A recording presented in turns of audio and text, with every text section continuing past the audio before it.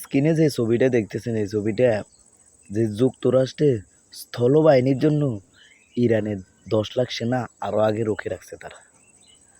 ভাই রে ভাই, মানে ইরান এটা কি করতেছে? তাদের কোনো মানে ইয়াং জেনারেশনের কোনো পোলাপান আমার মনে হয় রাখে না। সব লেদা লেদা পোলাপান 18-20 বছর 22 বছর বয়সে পোলাপানের আনে সেনা প্রধানে লাগাই দিছে। মানে তাদের একটা মাল রে ভাই, যে তারা ইহুদির কাছে কখনো মাথা নত করবো না এটি দেখে বোঝা যায় যে তারা কত পরিমাণ অস্ত্র আর কত পরিমাণ যে সরঞ্জাম রেখে দিছে।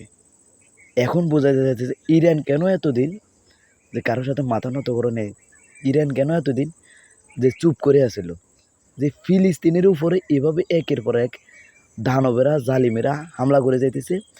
কোনো ওই সারি সুরি বসে থাকা দেশেরা কথা বলেন, যখন ইরান একটু লড়াচড়া দিয়েছে মাথা নাড়া দিয়েছে তখন তাদের তেলে বেগুনে চলে।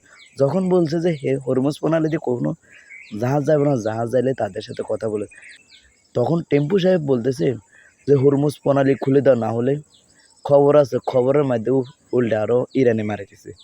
এখন টেম্পু দেখতেছি বলতেছে যে ইরান তাদের সাথে সমঝোতার মাধ্যমে ওই ভিতরে ভিতরে চালিয়ে দিতেছে, কিন্তু তারা সমঝোতা কাউকে বলতেছে না।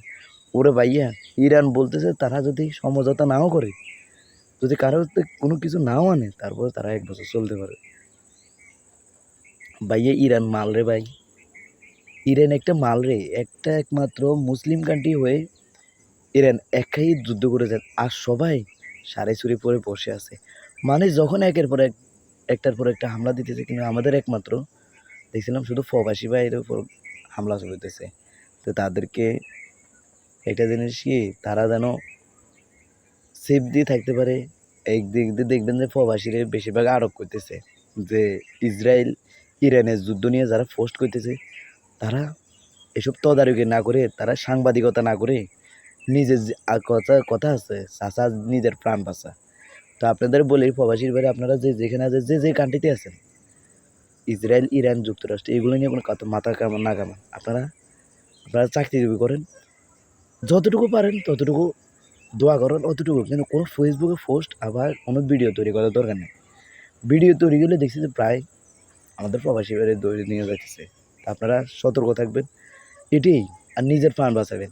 কথা আছে আগে চাচা নিজের প্রাণ বাঁচা, আপনাদের আগে প্রাণ বাঁচানোর জোর আপনাদেরকে ধরে নেবে। আমাদের বাংলাদেশে এগুলো নিয়ে অনেকদম মাথা কামাবো না, এগুলা আপনারা নিজে পরিবার হেনস্থ হইব।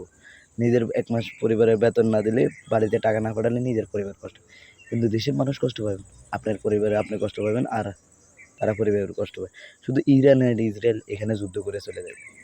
তো দ্রব্য লিখে আপনারা নিজের সেফ নিয়ে চলবেন, যে যেখানে আছেন।